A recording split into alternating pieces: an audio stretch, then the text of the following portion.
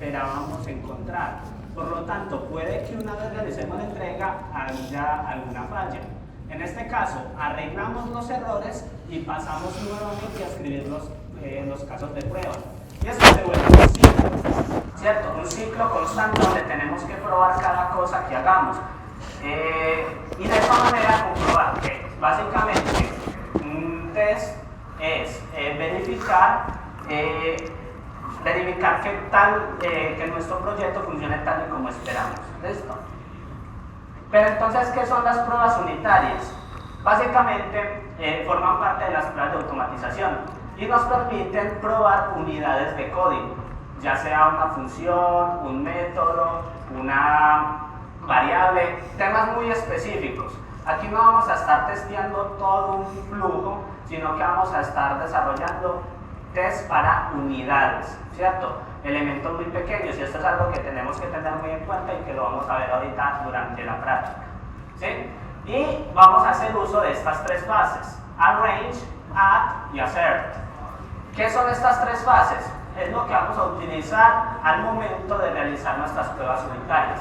El arrange hace referencia a todas aquellas inicializaciones, a todas aquellas instancias previas que requerimos para probar la función que vamos a ejecutar. Luego pasamos al act, donde ejecutamos la función que estamos probando. De esta manera pasamos luego al hacer, donde validamos si la respuesta de la función que ejecutamos en el act es realmente la esperada, ¿cierto? Y de esta manera siempre vamos a seguir este patrón. Como vemos ahí, las fases organizar y actuar, o sea, arrange y add, no son obligatorias, ¿cierto? Y vamos ahorita a comprobarlo por medio de la práctica, de que hay casos específicos donde o no necesitamos inicializar o no necesariamente necesitamos ejecutar una función. Por ejemplo, en el caso de validar cuál es el valor de una variable, no necesitamos necesariamente ejecutar alguna función para obtener el valor de la variable. ¿Estos? Pasamos entonces, ¿por qué necesitamos realizar pruebas unitarias? ¿Cierto? Pues básicamente identificar errores en la etapa inicial. ¿Qué significa esto? Que nos va a ahorrar tiempo y dinero, ¿cierto? Si nosotros desarrollamos pruebas, vamos a poder solucionar todos estos posibles errores que se encuentren dentro de nuestra aplicación mucho antes de enviarla a producción. ¿Qué pasa si la enviamos a producción? Van a haber quejas, van a haber reclamos, van a haber un montón de bugs, ¿cierto? Que básicamente va a costar luego solucionarlos para volver a mandar a producción. Entonces, de esta manera hacemos una identificación en una etapa temprana de cómo funciona nuestra aplicación. Por otro lado, sirve como documentación, y esto es importante que lo tengamos en cuenta. Si yo entro a los test unitarios, voy a ver qué se necesita para poder ejecutar la función, que es la inicialización, ¿cierto? Voy a saber cómo se ejecuta la función y voy a saber qué espero recibir de la función. Básicamente los elementos básicos que se requieren en una documentación. Entonces, de esta manera, si yo cojo un código nuevo, ¿cierto? Y de esta manera tiene test unitarios, con solo ver los test unitarios yo ya debería saber cómo funcionan dichos elementos, dichas funcionalidades. Entonces, de ahí la importancia. ¿Qué podemos testear? Como les digo, unidades, ¿cierto? Los test unitarios se llaman así porque vamos a testear unidades. Entonces podemos testear variables de estado, cuántas llamadas tuvo una función o si se hizo la llamada correctamente, los argumentos de la función, que si esté llegando el elemento que esperamos, ¿cierto? Los retornos de una función, que al ejecutar la función sí me esté devolviendo exactamente lo que yo espero que me retorne, ¿cierto? Entonces todo este tipo de cosas podemos testear. Entonces, teniendo eso en cuenta, ¿cómo realizamos las pruebas unitarias en Dart? Vamos entonces a la parte práctica, ¿qué les parece? Entonces, tenemos aquí, como pueden ver, un proyecto de Flutter desde cero, ¿cierto? Vamos a hacerlo todo muy básico.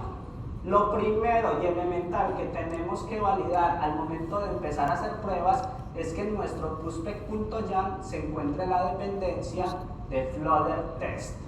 Esta, cuando creamos un proyecto por defecto, pues ya viene puesta. Sobre todo, fijarnos muy bien que viene dentro de Dependencies, ¿cierto? Para aquellos que no sepan, Dev Dependencies es el apartado donde podemos poner aquellos paquetes que solo van a funcionar durante el desarrollo. O sea, una vez hagamos la producción, los paquetes que se encuentren en Dev Dependencies no van a compilarse. De esta manera, entonces, sabemos que Flutter Test nos va a servir para testear nuestros flujos, nuestras aplicaciones, nuestros códigos, netamente durante el desarrollo, ¿cierto? Primero y fácil, ¿cierto? Segundo, tenemos que crear aquello que vamos a testear, ¿cierto? Entonces vamos a crear por aquí en el lib un nuevo archivo y voy a crear, por ejemplo, una clase de descuentos. Entonces, veamos la clase, por ejemplo, discount.dart, y aquí, ¿sí se ve bien el código? Listo. Vamos a crear entonces la clase que se llame discount. Básicamente tenemos entonces ya una clase que vamos a testear. Dentro de la clase, como vamos a hacer algo de descuento, pongamos que se pueda, que necesitemos el descuento, por ejemplo, de ropa. Entonces, creamos una función que reciba un valor y este me va a devolver la rebaja, ¿cierto? Por eso devuelve un double. Del retorno value. Entonces, hasta ahí me va a retornar exactamente el mismo valor, ¿cierto? Podemos probar eso, pero vamos a poner que realmente haya un descuento. Entonces, por lo tanto, vamos a crear por aquí una variable estática que se llame, no sé, rebaja. Vamos a ponerla así. Y que retorne el 0.25, que vamos a ponerle que tenemos un porcentaje de 0.25, pongámosle para que tenga conciencia, percentage. Estos. Y entonces va a retornar el valor menos el valor por percentage. De esta manera obtenemos el descuento de ropa. Tenemos una clase sencilla con una función simple y con una variable estática. ¿Todo claro hasta ahí? ¿Sí? Ok. Una vez tenemos esto, entonces vamos a crear un archivo para testear esta unidad de código. Perfecto. Entonces vemos que dentro de nuestro proyecto de Flutter tenemos la carpeta de test. Por defecto ya viene el widget test que trae pues como algunos ejemplos, pero para este caso pues vamos a hacer algo desde cero. Entonces vamos a crear un nuevo archivo y vamos a colocar el nombre de la clase que vamos a testear. En este caso tratamos de que el nombre sea exactamente el mismo del archivo que testeamos. Entonces por lo tanto discount. Y aquí va una novedad. Esta novedad es esencial que la tengamos en cuenta. Todo test que realizamos debe tener _test al final del archivo.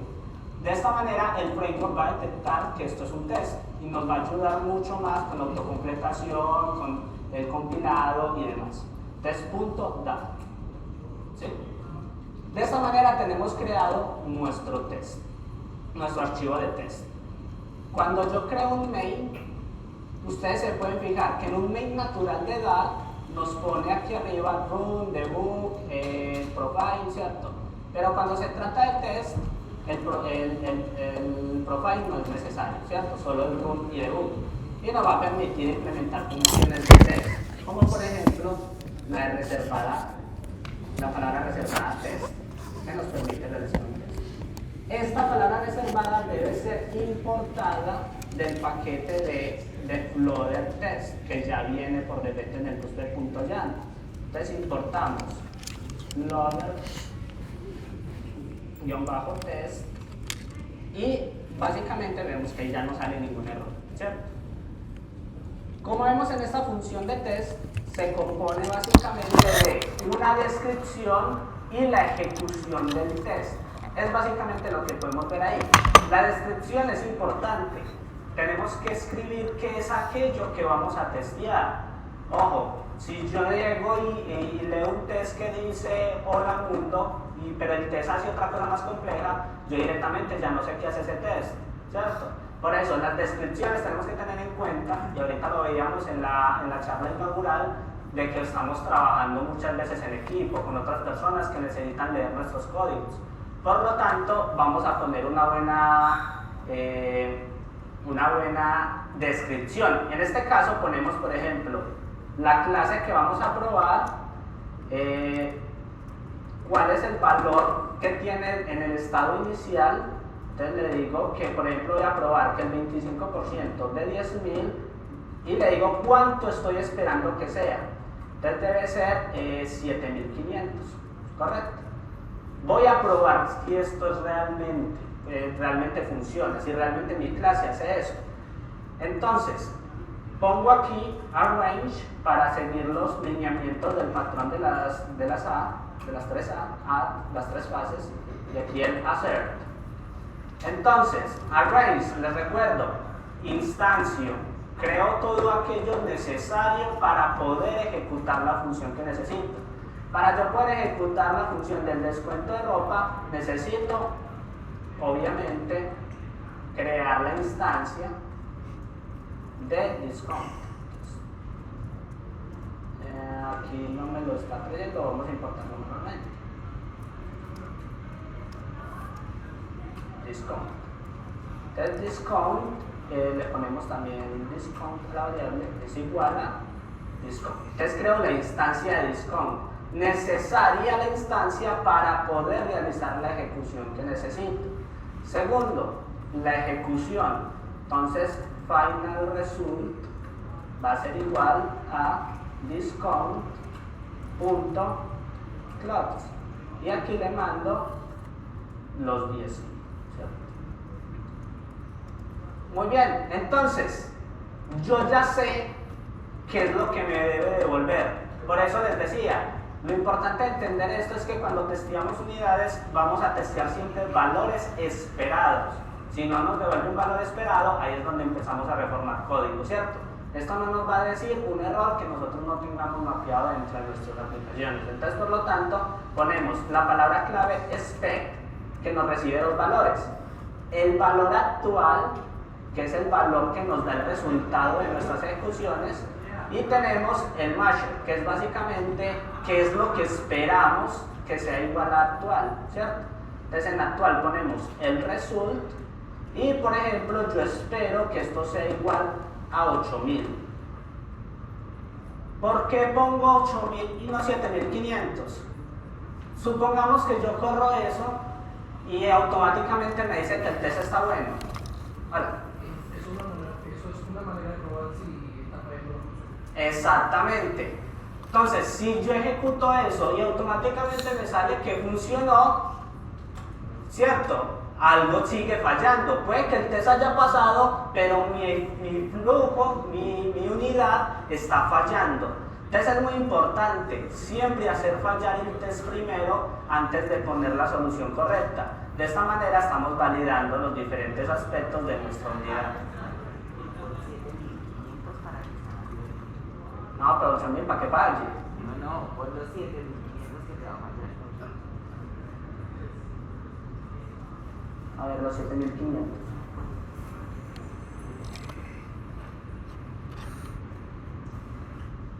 Corrió perfectamente porque debe dar 7.500. Claro, es lo esperado. Si yo le pongo 8.000, me da error. Efectivamente, me dice, lo esperado son 8.000 y el valor actual que recibí es 7.500. Entonces ahí tenemos las diferentes formas de probar. Vuelvo y muestro la función de que realmente es el valor menos el valor por 0.25, o sea, ahí es donde se quita el descuento, ¿cierto? Entonces, por lo tanto, nos da pues correctamente el test, funciona. Yo les decía, por ejemplo, que pues, no es necesario, puse 7.000. No es necesario poner a veces el arrange y el add. Vamos a correrlo aquí, que me salga correcto para evitar miedos. Ahí corrió perfectamente. Podemos ver que nos dice discount, ¿cierto? Y que funcionó bien. Muy bien, vamos a hacer otro test. Yo quiero probar que el valor de la variable percentage sea realmente 0.25. Porque supongamos que en algún momento dentro de nuestra aplicación cambió el estado de esa variable, ¿cierto? Entonces, en este caso, yo le puedo entonces, voy a crear aquí abajo otro test. la descripción voy a poner discount percentage value is 0.25. Y acá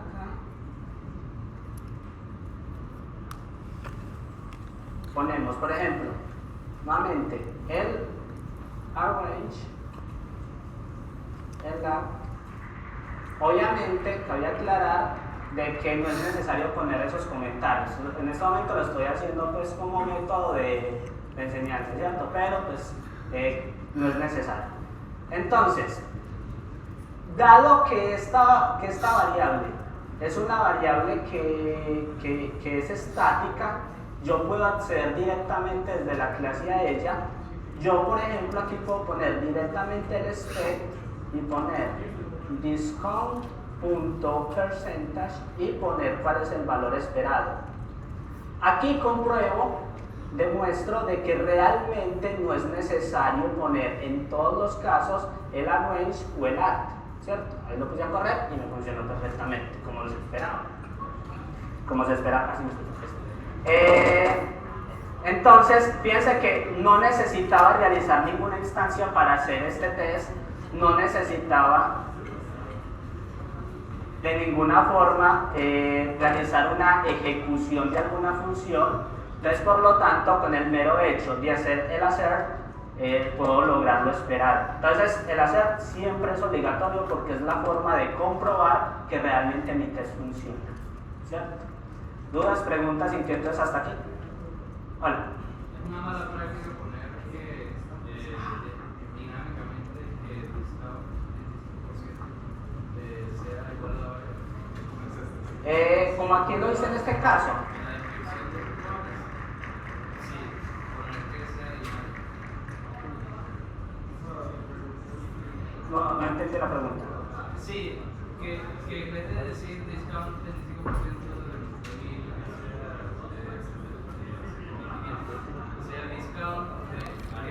Ok, sí, tienes toda la razón, claro, eso se me saltó aquí. Decir que discount of clothes, como para decir, indicar a qué le estoy sacando el descuento. No, hacer que la variable sea dinámica, porque si tú cambias el valor, se cambia también el test. El porcentaje. Que el porcentaje cambie. Esa variable. Que la variable también pues, se pueda cambiar y eso. Sí, o sea, ya ahí depende básicamente de la implementación que se realice, ¿cierto? Si vos haces que realmente sea dinámico tanto el porcentaje como eso, dentro de la descripción, pues tú pones básicamente qué valores son los que le vas a indicar al test y cuáles son los valores esperados. Entonces, independientemente de qué porcentaje le quieras dar, si es que le estás enviando un porcentaje y qué valor de dinero, en este caso, le quieras dar, pues básicamente tú mismo vas a mapear cuál es el valor esperado que requieres. Entonces, no importa si le estás enviando múltiples valores, independientemente, pues la idea es que si en la descripción indiques cuál es la variable a la que le vas a indicar el cambio de estado, cuál es el estado nuevo que le vas a dar y cuál es el valor que esperas con ese cambio.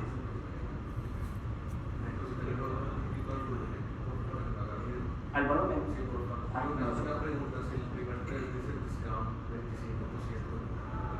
pero como tal el primer test no tenemos en cuenta nada del 25%, una mejor práctica no sería eliminar como tal el título de la prueba.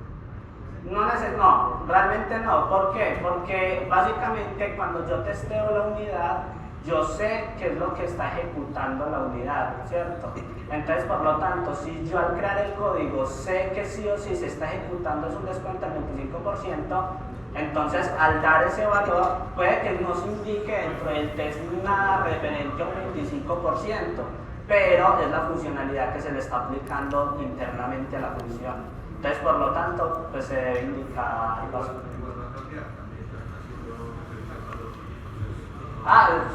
Exacto. Listo. Sí, claro, porque precisamente si haces otro test donde tengas otro porcentaje diferente, pues básicamente tendrías que indicar ese otro porcentaje en esa función en específico. Sí. ¿Cómo? Y eso no lo tengo mapeado, pero ahorita les muestro cómo se puede hacer. Listo. Ok. Continuamos entonces con lo que está quitando. Ahí ya me escuchan mejor. Sí. No, ya no escuchan nada. Es que no sé cómo bajarle el volumen. Ok.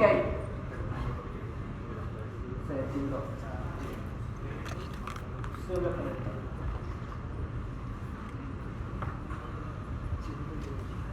Ok, listo. Entonces continuamos. Teniendo en cuenta esto, podemos tener otros aspectos en cuenta dentro de la realización de unit test, ¿cierto? Otra cosa es que podemos agrupar test similares, ¿cierto? Si por ejemplo, como decíamos, yo tengo un test de descuento y quiero hacer otro test de descuento también, en el que pruebe con otro tipo de variables o con otro tipo de valores, entonces yo puedo crear un grupo, que sería con la palabra reservada al grupo, ¿cierto? Este grupo básicamente me va a recibir también una descripción, el cual pues puede ser referente a lo que estoy haciendo. Entonces, por ejemplo, discount of clothes. Y dentro pondría todos los tests que hagan referencia a la descripción de ese grupo. En este caso pongo, por ejemplo, este, y voy a crear otro test aquí abajo, donde ya no va a ser, por ejemplo, de 10.000, sino de 1.000, y por lo tanto espero 750. Obviamente esto pues a modo de ejemplo. Ya de esta manera, al yo agrupar varios tests que hacen referencia a lo mismo, puedo correr exactamente los valores de ese grupo. Y fíjense que me ejecuta todos los tests que están dentro de ese grupo, ¿sí? Entonces puedo agrupar, para de esta manera también cuando yo esté leyendo los tests, esté leyendo código, pueda detectar mejor las subdivisiones que tiene nuestro código, sobre todo en el apartado de pruebas, ¿cierto? Es muy común que no hagamos test de diferentes archivos dentro de un solo archivo, sino que los subdividimos. Pero en caso tal de que haya la necesidad de poner estos elementos en un mismo archivo, pues tendríamos que crear diferentes grupos. ¿Listos? Ahora, si notamos algo especial que aquí, es que ambos tests están recibiendo la misma instancia, ¿cierto? No está mal dentro del tema de test repetir código. Se puede repetir código, no es una mala práctica, de hecho es recomendable que probemos todos los casos posibles. Entonces, por lo tanto, se puede repetir código. Pero si podemos evitar crear instancias innecesarias, pues podemos hacerlo, ¿cierto? Entonces, hagámoslo acá. Vamos a crear acá en el main otra variable reservada que es setup all, ¿cierto? ¿Qué hace esto? Básicamente es una función que se va a ejecutar antes de todos los tests, ¿sí? Entonces, cuando yo voy a ejecutar los tests, primero ejecuta esa función y luego ejecuta los tests. Entonces, por ejemplo, si yo pongo ahí, voy a poner por acá, play discount, y pongo dentro del setup que discount sea igual a discount, ya este arrange no lo voy a necesitar, porque básicamente antes de ejecutar estos tests va a generar esta instancia. Entonces, si yo corro aquí los tests, vemos que funciona correctamente, ¿sí? ¿Por qué? Porque ejecutó primero el setup code que el resto de los tests. ¿Cuál es el problema aquí? Si por ejemplo la instancia que yo generé aquí cambia de estado en este primer test, se va a ver reflejado ese cambio de estado en el siguiente test. Esto es una mala práctica, ¿cierto? Entonces el setup code solo funciona en caso tal de que no vayamos a cambiar de estado de la instancia. Ahora, ¿qué pasa si vamos a cambiar de estado de la instancia? En vez de utilizar setup all, utilizamos solo setup. Setup lo que va a hacer es que se va a ejecutar antes de cada uno de los tests. Entonces, por lo tanto, se ejecuta setup, primer test, luego se vuelve a ejecutar setup, siguiente test, y así sucesivamente. ¿Estamos? Hay otras funciones reservadas que serían, por ejemplo, el tear down y el tear down all, ¿cierto? Estas básicamente se ejecutan es después de los tests, ¿cierto? O sea, se ejecutan los tests y luego se ejecuta el tear down all, o primero se ejecuta un test, luego el tear down normal, luego otro test y luego el cierto, y así sucesivamente. Esto, pues, cabe aclarar, pues en este caso pues, no tenemos una prueba necesaria para usar el tear down, pero pues igual ahí saben entonces cómo es el funcionamiento respectivo. Una pregunta. Vale. ¿Cuál sería un caso de uso del programa? En el que, por ejemplo, al yo realizar un test necesite que se cambie necesariamente un estado. Entonces, por ejemplo, yo testeo algo específico, necesito guardar un estado dentro de este test para utilizarlo en otro. El setup all, yo necesito que no me ejecute los otros en cuanto a cuestiones de instancias. Pero si yo requiero guardar valores que son requeridos dentro de otra ejecución de estado, el tear down all me permite hacer esos almacenamientos. ¿Cierto? Pues es como un ejemplo pues, muy básico, pero pues hay casos bastante. Ok, vamos entonces con, bueno, entonces básicamente esto sería pues el tema básico de unit test, ¿cierto? ¿Dudas, preguntas, inquietudes hasta aquí? Dime. Digamos que en el caso puntual donde garantizar la opción, el método que se está testeando cumple, digamos, por esperado, se tiene que ejecutar, no sé, 100 veces y cada vez con un valor diferente. En ese caso, ¿cómo debería estructurar esa prueba? O sea, sería un único test que varía como según el valor. Exacto, muy bien. La idea es que precisamente no vamos a estar en capacidad de testear, por ejemplo, si puedes recibir 1000 números, testear con cada uno de los números. Lo que se hace es que se mapea cierta cantidad de números donde podamos validar que efectivamente funciona, ¿cierto? A ver, si nosotros estamos testeando una multiplicación, que sabemos que funciona con un número, esperamos que funcione con el otro. Entonces, ¿cuál es el caso? Tomar medidas de en qué posible caso puede que no funcione. Recuerden que nosotros testeamos acorde a lo esperado. Nosotros no vamos a poder testear un fallo que no sabemos qué va a pasar. Nosotros solo podemos testear respuestas esperadas. Entonces, si tú sabes qué es lo que esperas, más o menos mapeas qué es lo que quieres testear. Ahora, una vez testees esto y te funciona, tú igual llevas una tranquilidad de que te funcionaron los test, pero en cuanto ya mandes a producción y te falle, ahí es donde volvemos a mirar los casos de prueba para estos posibles valores que de pronto no se tuvieron en cuenta, ¿cierto? Entonces, por lo tanto, pues no es necesario testear muchas cosas. Ahora, poner un ciclo que esté testeando número a número no es nada recomendable dentro de los test porque no se lo tiene. Eso digamos que sería como los casos más relevantes. Exactamente. Se puede repetir código, se puede incluso coger el mismo test, copiarlo y pegarlo y cambiarle los valores y es totalmente válido. Que si es una mala práctica, de pronto hacer todos estos valores dentro de un solo test.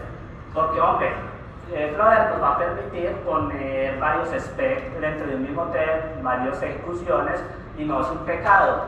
Pero es una mala práctica que estemos testeando una unidad con múltiples valores dentro del mismo test, ¿cierto? Es una trampa. Ok, veamos entonces qué serían unas buenas prácticas de pruebas unitarias antes de pasar al tema de, ¿cierto? Que es un poquito más complejo. Lo primero es que deben ser rápidas. Entonces, precisamente, si una prueba se demora mucho tiempo, entonces yo voy a perder productividad, porque voy a estar esperando a que eso ocurra para poder hacer los cambios necesarios. Entonces yo necesito agilidad, necesito que sean rápidos, no que tarden 2 minutos, ya es mucho, ¿cierto? Que se ejecuten rápido, para de esta manera, de forma local, yo poder hacer las modificaciones pertinentes. Deben ser simples, o sea, deben poderse especificarse a sí mismos, o sea, que si yo las veo, sepa claramente qué es lo que están haciendo. Si ustedes ven el código que yo tengo acá, ustedes ya básicamente con solo ver cada uno de los tests saben que está haciendo ese test. no les genera ninguna discordia, ¿cierto? Entonces deben ser simples. Lo otro, deben ser deterministas, no deben depender de ningún recurso externo al código que ustedes están manejando. Entonces le preguntarán, ¿qué pasa entonces si tengo una base de datos y quiero probar una función que me llame a esa base de datos? Ahí es donde entramos al apartado de crear funciones falsas o imitaciones, que es lo que vamos a ver enseguida con los nodos. Entonces, por lo tanto, nunca se testea dentro de los unit tests funciones con llamados pues como a aplicaciones externas. Deben ser centradas, o sea, deben tener el foco en una sola unidad, como acabo pues, de responder, ¿cierto? Por otro lado, repetir el código está bien, es una buena práctica, como les decía. Y por lo último, la descripción debe ser comprensible. ¿Qué unidad se va a probar? ¿Cuál es el estado actual de la unidad? ¿Cuál es el valor que le vamos a dar? Y cuál es el valor esperado, que también ya lo estábamos hablando, ¿cierto? Ok. Ahora pasemos entonces al tema de mocking. ¿Listo? ¿Hasta aquí alguna pregunta? Continuamos. Para el tema de mocking, vamos entonces a crear algunos elementos que nos van a permitir mockear con el curso, ¿cierto? Entonces vamos a crear una carpeta que sea un modelo de datos, ¿cierto? Y vamos a crear dentro, por ejemplo, un speaker model.dat. Vamos a crear un modelo speaker y la clase la llamamos obviamente class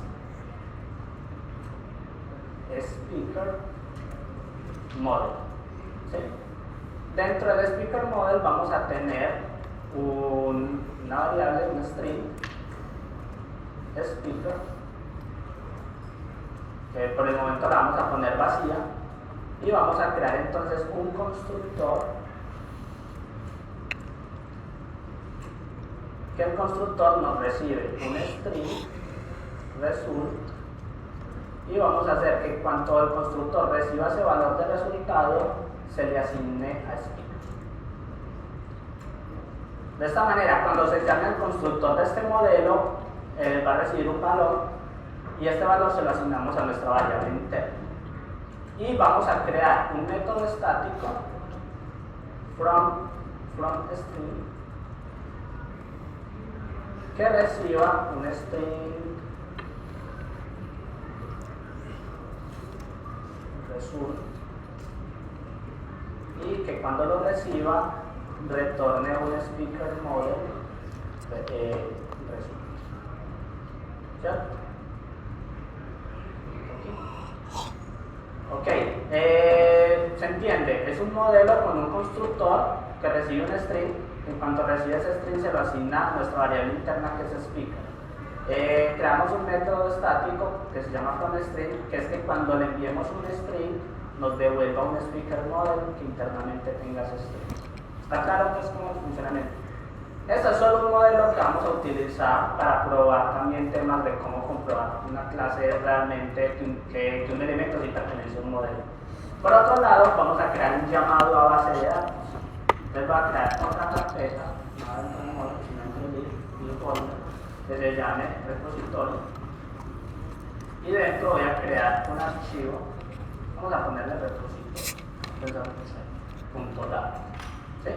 Dentro del repositorio vamos a crear una clase que se llame remote data source, que es básicamente como la petición que vamos a realizar a la base de datos, ¿cierto? En este caso voy a crear aquí una variable http client igual a http client.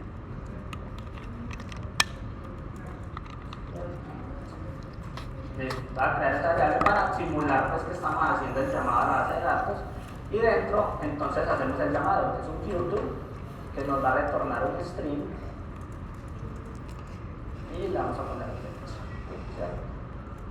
Va a ser asíncrona y le ponemos aquí final result igual a que espere la petición await http client.get, y pues aquí vamos a poner esto vacío porque realmente no vamos a recibir ninguna, pues no vamos a realizar ninguna petición real.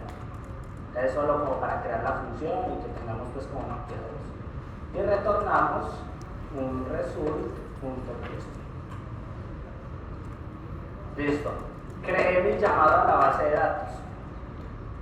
Entonces, ahora voy a crear por aquí una clase repositorio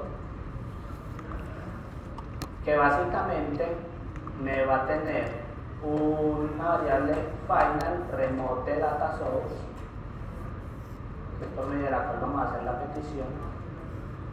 Le vamos a poner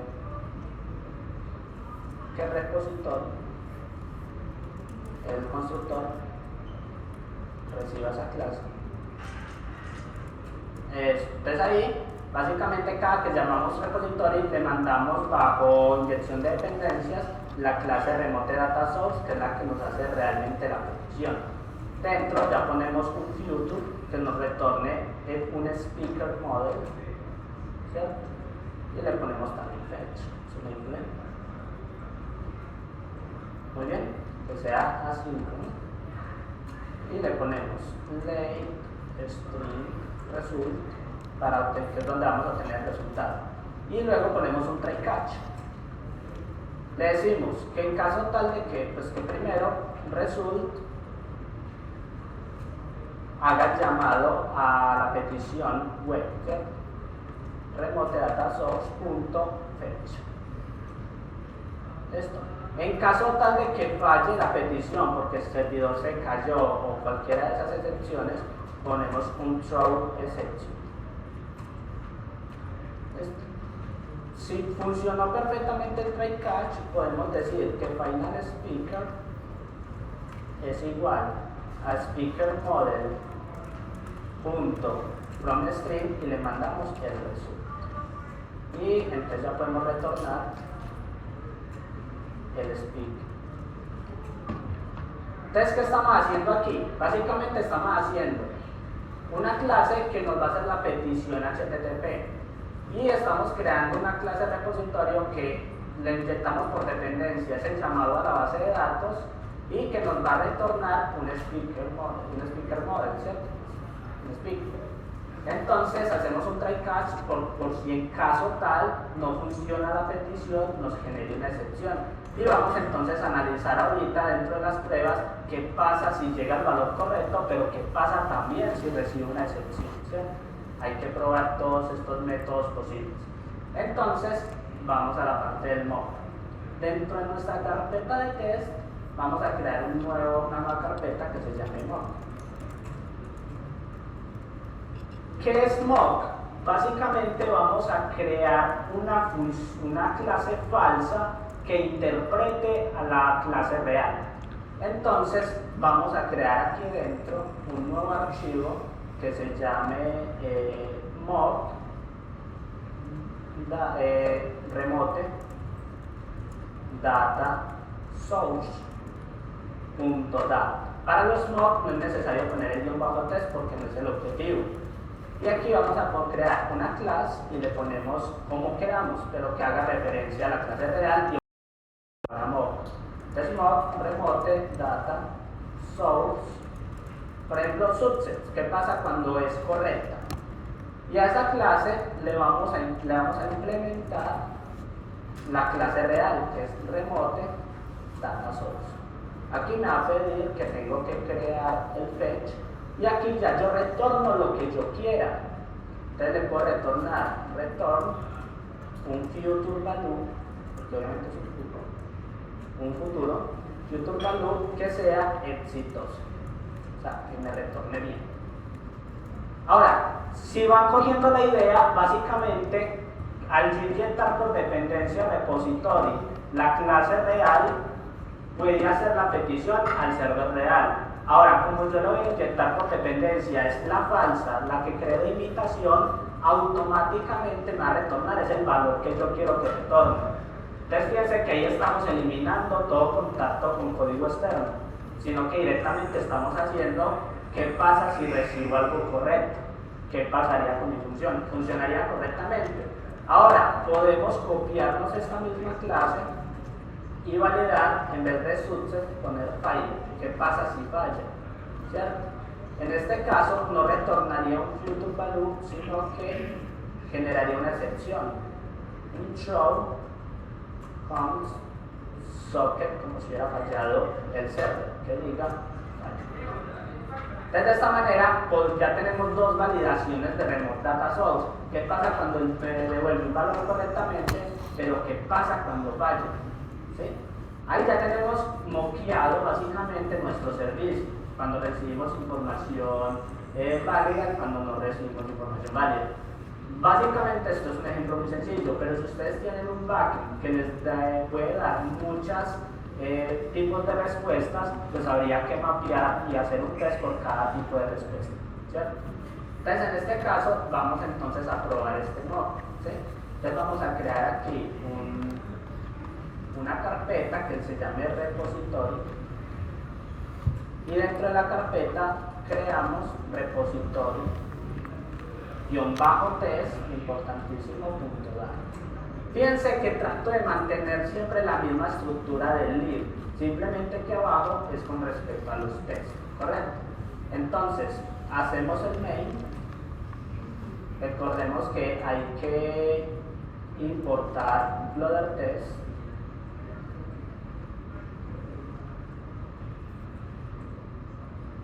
muy bien, y ya con eso nos permite entonces poner un test aquí en la descripción. Vamos a ponerlo en español, llamado al servidor correcto. La descripción pues vaga, pero pues que nos va a ayudar por cuestiones de tiempo. Y hacemos entonces, primero, la instancia, ¿cierto? Entonces, repository va a ser igual a repository. Pero repository me recibe por inyección de dependencias el remote data source. Aquí yo le envío es el falso, el que yo ya sé qué resultado me va a dar. Pues en este caso, mod remote data source subsets, ¿cierto? De esta manera ya estoy generando que cuando repository internamente llame a este remote fetch me va a devolver un resultado que yo espero, ¿cierto? Dado que la inyección de dependencias fue la falsa. Entonces vamos a comprobar que sí. Hago un final result dentro del act que diga await repository.fetch. Aquí me dice falta que sea así. Listo.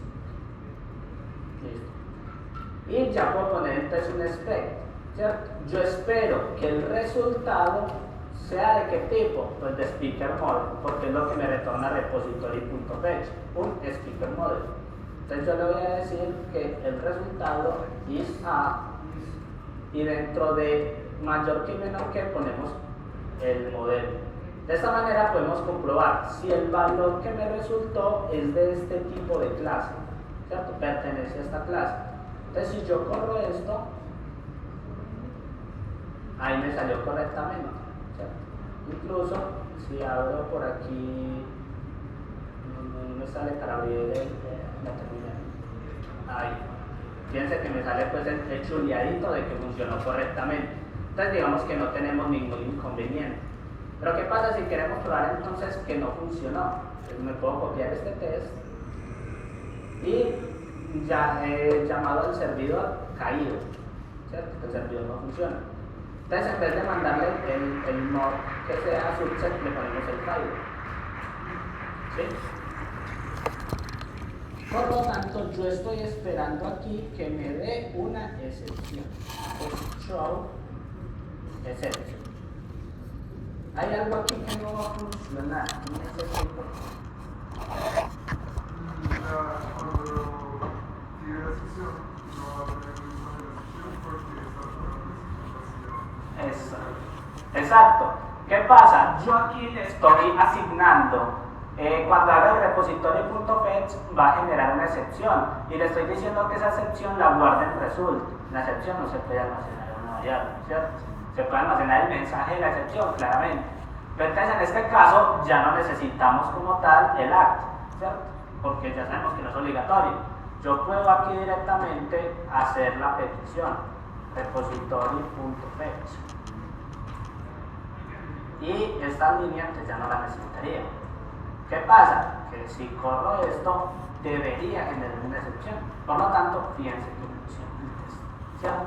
Porque si me generó la excepción que yo esperaba. Entonces, de esta manera es como podemos no necesariamente llamar directamente a un backend cuando estamos realizando las pruebas unitarias, sino que como ya sabemos que vamos a recibir del backend, podemos testear con valores esperados. Entonces, ustedes escribirían sus propios JSON, sus propios mapas que posiblemente recibirían del backend para poder hacer la prueba.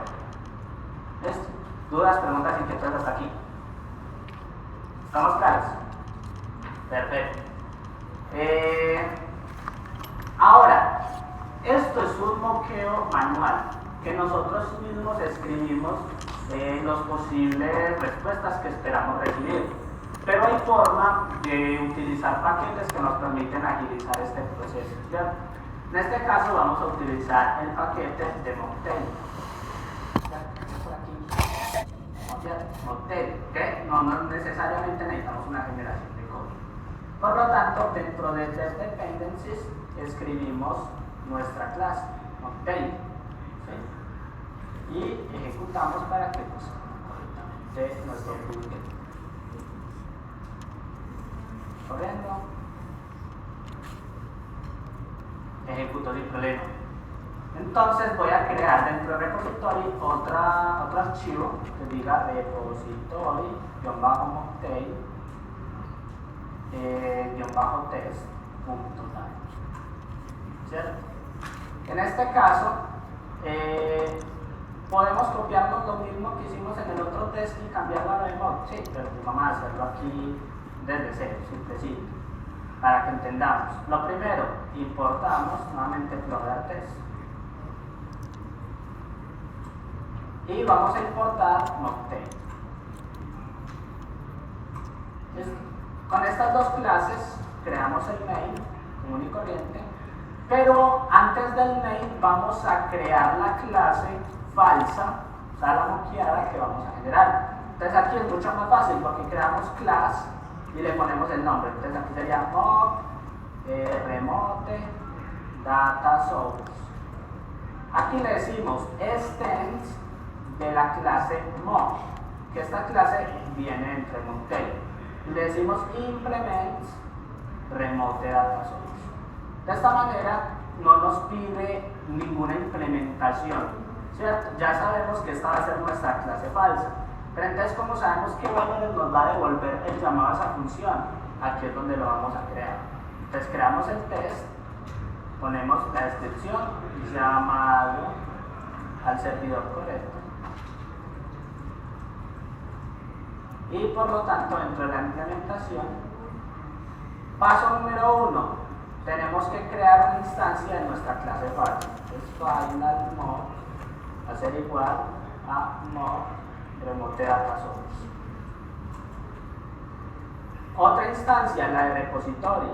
De repository va a ser igual a repository y recibe nuestra clase falsa, o sea, mock. Y aquí es donde viene la magia. Mockito tiene algunas funciones reservadas para generar la respuesta. Entonces decimos when, que es la palabra reservada.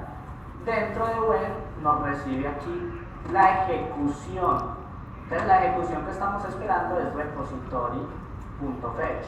Entonces nosotros que le estamos diciendo, cuando haga esta ejecución, entonces aquí .then answer, o sea, la respuesta que esperamos, y le decimos cuál es. Entonces aquí invocación, ninguna, y dentro de la respuesta le decimos un future value que sea exitoso.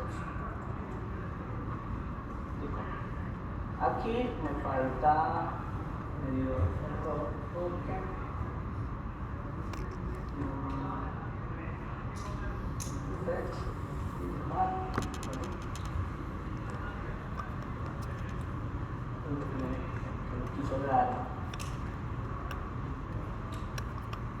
el argumento es no puede ser al parámetro. Andrés dice que es de pronto por el tipo de dato. Sí, es por el tipo de dato, porque es cuando no hago repository.fetch, sino mock.fetch. Claro, cuando hago mod.fetch, que es el de la clase remote data source, aquí es donde me va a retornar un string. Entonces yo estoy esperando que cuando mi función falsa, ¿cierto? La emote haga el punto fetch, sea este el valor que retorno, que fue lo que hicimos aquí. Cuando haga el llamado al string, al fetch string, me reciba el valor falso. Ahí era donde estaba poniendo mal. Entonces, por lo tanto, aquí ya puedo hacer la validación. Final result es igual a await repository.fetch. Aquí ya sí es donde hacemos el llamado real.